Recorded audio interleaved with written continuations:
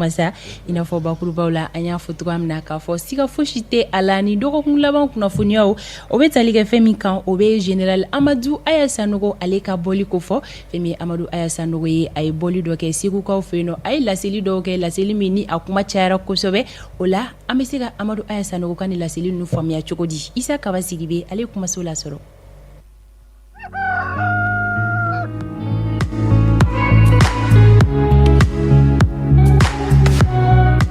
Kaba in sɔgɔma. Fanta tɔgɔta ka i fo ka Idrissa Siribe Janjo Masa k'a fɔ k'a waleɲuman dɔn. Oui. An bɛ an lamɛnbagaw n'an filɛbaga bɛɛ lajɛlen fo mana kɛ fan o fan. Kaba i bisimila. I ka chemise mélange ɲɛna. Chemise ye ABC muso Badiala Keita ale de ye fini di kana di a Sibiri don. Oui. Diyara n ye kosɛbɛ an bɛ Madame Cissé fo k'a waleɲuman dɔn a ka ɲumanya Ala ka ɲɛsin a cɛw ma. An b'a fo ni sanga kɔnɔna la Kaba an bɛ don an ka baro kɔnɔ ni o bɛ sɔgɔmada n'a décryptage ko fɔ général Amadu Aya Sanogo ale ye bɔli dɔ kɛ Segukaw fɛ yen nɔ ni dɔgɔkun laban in na an y'a ye k'a fɔ a kumaw kɔni carila fan bɛɛ lajɛlen fɛ dɔw y'a faamuya cogoya dɔw la Isa Kaba Sidibe yɛrɛ Amadu Aya Sanogo ka nin bɔli e b'a ye cogo di? Bon bɔli yɛrɛ c'est vrai que a kunnafoni kun carila depuis dɔgɔkun daminɛ na k'a fɔ ko Amadu Aya Sanogo kan ka taa kunbɛn dɔ la Segu kunbɛn yɛrɛ kɛra Sibiri don a labɛnna jɛkulu dɔ de fɛ jɛkulu min tɔgɔ ko club de soutien à Amadu Aya Sanogo u bɛ fɛn dɔ ko fɔ olu ye lajɛrɛba kɛ lajɛrɛ min kɛnɛ kan kuma caman fɔra nka Amadu Aya Sanogo yɛrɛ fɛnɛ nana kuma laban na hali n'o y'a sɔrɔ général don a ka kuma n'i ko k'i b'a résumé i bɛ bakuruba saba sɔrɔ a kɔnɔ a bakuruba fɔlɔ o bɛ tali kɛ a ye foli kɛrɛnkɛrɛnnen di maa minnu ye nin hakilina ta k'ale wele ka bonya ni karama da a kan a y'olu fo nka olu kɛrɛfɛ fɛnɛ a ye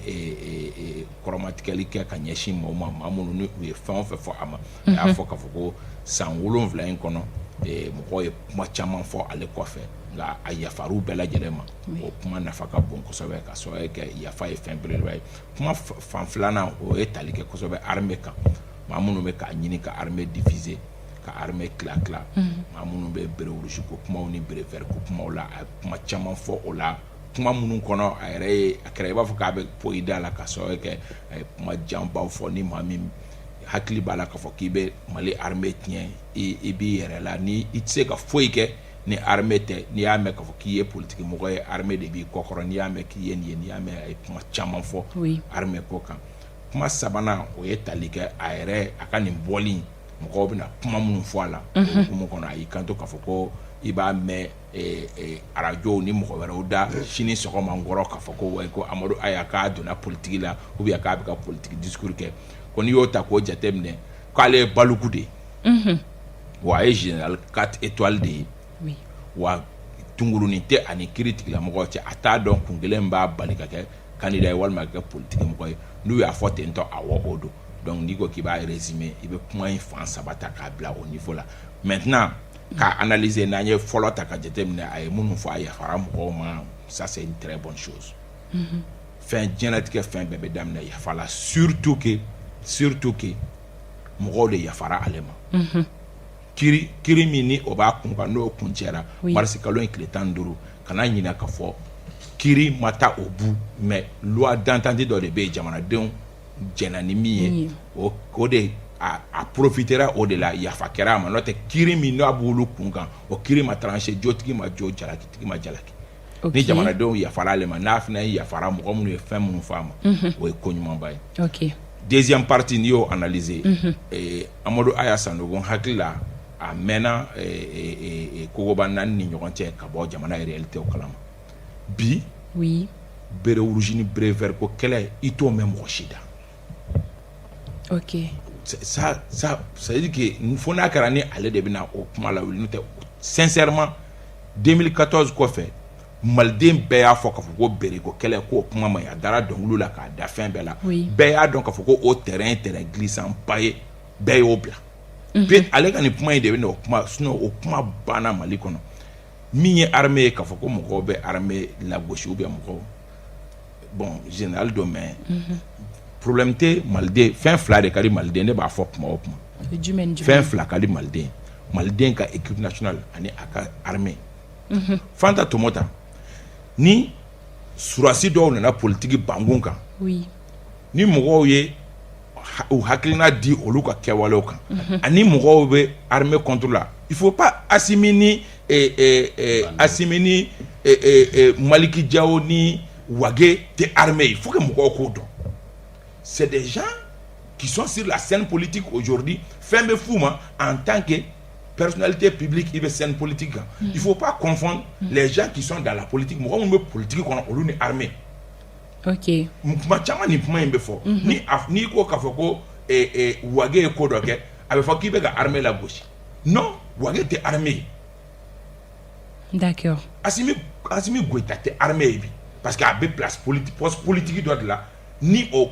kɛcogo ma ɲɛ o bɛ fɔ k'a fɔ ko Assimi ka nin ma ɲɛ Wage ka nin ma ɲɛ o t'a yira k'a fɔ ko mɔgɔw bɛ armée contre la o amalgame mɔgɔ caman bɛ k'o amalgame kɛ kuma o kuma ni mɔgɔw ko k'u bɛ mɔgɔ minnu bɛ poste ministériel la n'i ko k'i bɛ o ka département kuma fɔ k'i bɛ ka sɔrɔsiw lagosi n'i ye Mohamed Sali y'a ka département kuma fɔ o ka kan nka n'i ye Wage ka département kuma fɔ k'i bɛ ka armée lagosi c'est pas la même chose bi donc ni Amadou Aya kan bɛ olu de ma mɔgɔw bɛ ka tunguru minnu ta ka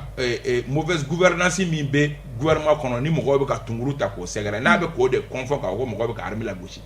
maliden fɛn min ka di maliden ye o ye maliden ka équipe nationale ani a ka armée siga foyi tɛ o la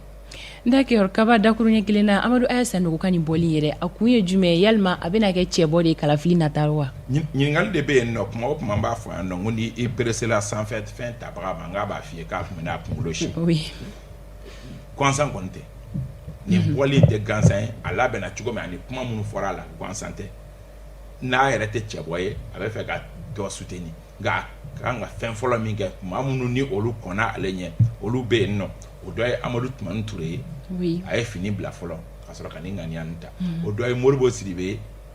hakilila jiginna Modibo Sidibe ye polisi de ye ok a ye fini bila fɔlɔ ka nin ɲɔgɔnna kɛ a dɔ ye Musa Sinko Kulubali ye a ye fini bila ka sɔrɔ ka nin ɲɔgɔnna kɛ ni a fana ni a yɛrɛ y'a fɔ a ka kuma kɔnɔ k'a ye général 4 étoiles de oui n'a ye général 4 étoiles n'a kariyalen don ka jɛ o 4 étoiles kɔ ka na politique bankun kan n'o kɛra o fana ye kuma wɛrɛ n'o tɛ hali a ye nin sortie min kɛ ni ko b'u cogoya la a kan ka wele k'a ɲininka yamaruya jɔn ye yamaruya d'a ma en tant que militaire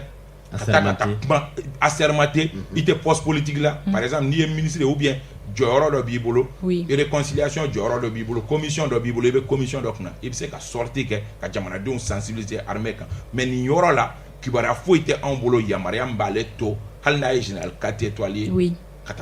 c'est vrai que aujourd'hui il est le plus haut gradé de l'armée ale de ka jala ka bon ni Mali armée bɛɛ ta ye mais poste politique bɛ gradi sanfɛ ce qui fait que Wage ninnu ni chef d'état-major jɔyɔrɔ ka bon ni ale ye bi chef d'état-major de bɛ se ka yamaruya d'ale ma i bɛ ka taa Segu i bɛ se ka kuma walima i tɛ se ka kuma o yamaruya dira wa a kunnafoni kɔni t'an bolo nka mɔgɔ caman y'a fɔ k'a yamaruya ma d'a ma d'accord donc a bɛ i n'a fɔ an bɛ anarchie dɔɔnin ma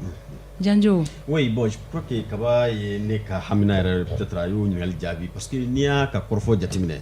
a y'i sinsin k'a fɔ ale ye général 4 étoile k'i sinsin o kan ça veut dire que personnel assermentélen don maintenant dalu bɔra min ou bien n'a ye min diya jamana in kɔnɔ i bɛ taa jamakulu fara ɲɔgɔn kan donc k'i disi gosi k'i hakilina n'i ka hamina fɔ donc je crois que hali Agi Buware yɛrɛ bɔra ka réagir a ka bɔli in kɔfɛ maintenant est-ce que bi tiɲɛ don loi d'attente kɛra sababu yafa kɛra u ma jamana bi dangan min na bi an bɛ se k'an sigi n'a ye k'a fɔ ko procureur bɛ se ka nin dossier saisir wa parce que n'a tora nin cogo in na tan est-ce que don dɔ fana ne a jiginna min kɔnɔ ka taa bɔ ka jama fara ɲɔgɔn kan nin bɛ tan nin bɛ tan nin bɛ tan est-ce que armée na bi o tɛ sariya dɔ sɔsɔlen en même temps ale bɛ ɲinini kɛ k'an ka dɛmɛ ɲɔgɔn ta ka ɲɛsin armée ma. i ye fɔlɔ min fɔ dossier dɔ in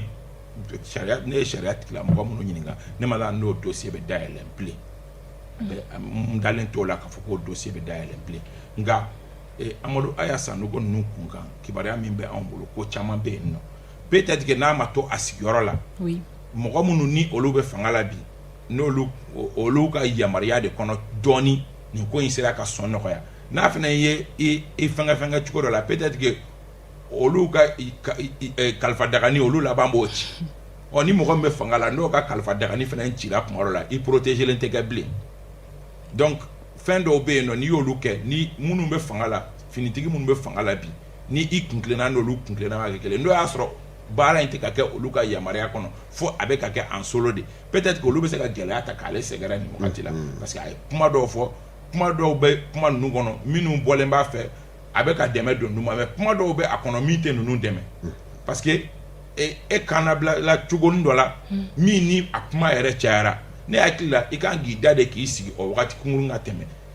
marisi kalo in tile 15 ani bi ni ɲɔgɔn cɛ hali kalo ɲuman a ma sɔn fɔlɔ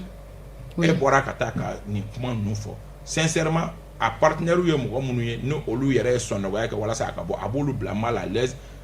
hali a ka surunali donbagaw hali mɔgɔ minnu y'a surunali don a b'olu bila mal à l'aise ni mɔgɔ min ye débat de dimanche sɔrɔ maître Cheikh Oumar min y'a ka surunali don o yɛrɛ ye ɲininkali dɔw k'a yɛrɛ la yamaruya jumɛn kɔnɔ mɔgɔ min bɔra kiri la ala ma mais yamaruya jumɛn kɔnɔ mɔgɔ min ni finitigi don yamaruya jumɛn kɔnɔ o bɛ t'i yɛrɛ permettre ka kuma tan vraiment bɛɛ labɛnna a kan conclusion ye min ye c'est vraiment une sortie ratée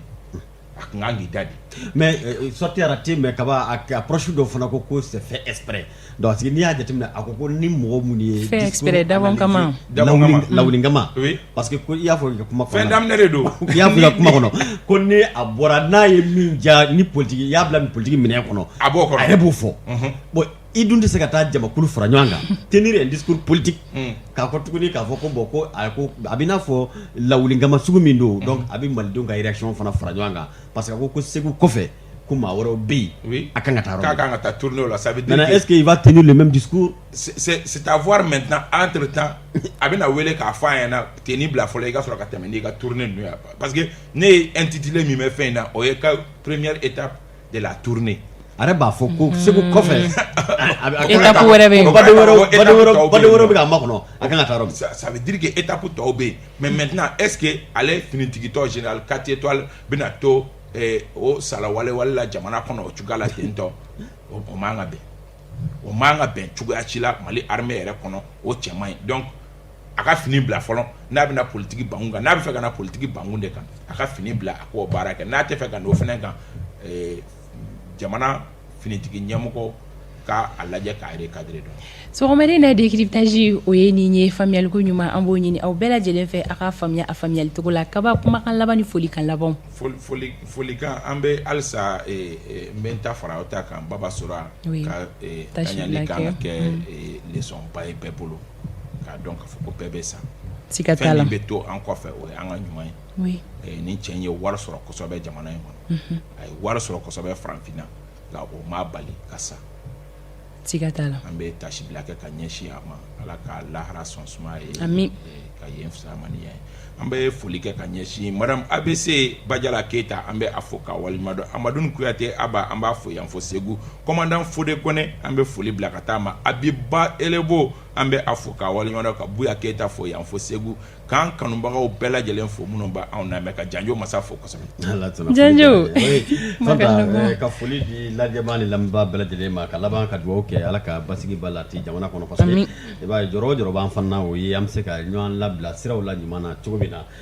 ne bɛ foli di Jibril Bari ma ale bɛ Buguni yɔrɔ a bɔra Kulukoro a bɛ Buguni BMS ma ɲɛmaa dɔ nin waati na ka taa Falakɔnɔ Bura Daɲɔ bɛ yen nɔ Abdoulaye Labase ani k'a dɔn Moribo Diallo olu fana jɛmukan in tɛ pan u kunna fo y'a fɔ CSRF ba la Joyila i k'a dɔn k'u bɛɛ fo k'u bɛɛ lajɛlen wale ɲuman dɔn k'i fana fo ani Kayisa Kaba fo ka lajɛbaa ni lamɛnbaa bɛɛ lajɛlen fo ka aw fila bɛɛ lajɛlen fo aw ka timinandiya la an bɛ kanubaga bɛɛ lajɛlen fo an bɛ taga Banankabugu sugu la Ogobara Gindo ale ye malo feerela ye Banankabugu sugu la an bɛ sɔgɔmadafɛ foli di a ma Yakuba Jabate anw yɛrɛ baara ɲɔgɔn don Renouveau FM na Jabala bɛnnen don Yirimajɔ ma an b'a n'a ka denbaya bɛɛ lajɛlen fo Ibrahim Sangare an bɛ sɔgɔmadafɛ foli di ale ma Zumana Kalapo n bɛ a fo ni sanga kɔnɔna la fɛn min Mamadu Farota ye Boazeri Farota o maa ɲɛma don ne yɛrɛ fa don k'a ni sɔgɔma Sinali Karawada an bɛ a fo ani ne yɛrɛ ka musokɔrɔba Naholo Tomota an bɛ sɔgɔmadafɛ foli di a ma Kingɛrɛ Tomota a n'a furumuso saba an bɛ sɔgɔmadafɛ foli di ma fo yan fo Banankabugu la ka kanubaga bɛɛ lajɛlen fo Samba Modi Kaloga fo yan fo Congo Brazzaville maliden kelen-kelen fɛn bɛ tunga fɛ an bɛ tungaranke bɛɛ lajɛlen fo ko ala ka tunga ɲɛ malo u ma sɔgɔmaden na Renouveau matin a bɛ datugu yan yɔrɔ la nɛgɛ kaɲɛ 9 Adel Samake ale bɛ na dugu kunkanko kɛnɛ sigi sini sɔgɔma 7h15 ni ala ma ko kana an bɛ ɲɔgɔn sɔrɔ yan nɔ ala ka tile yɛrɛ